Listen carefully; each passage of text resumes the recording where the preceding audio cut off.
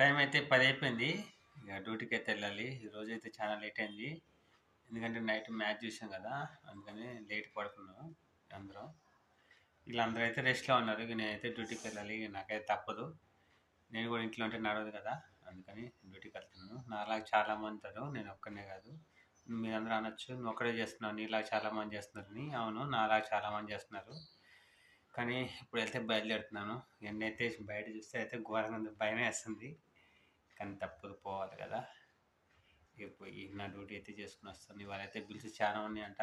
వచ్చేసరికి ఎంత లేట్ అయితే తెలియదు. నైట్ జస్సు చిన్నడా, మీరైతే ఎండలో అయితే తిరగకండి, ఎండ అయితే ఘోరంగా ఉంది.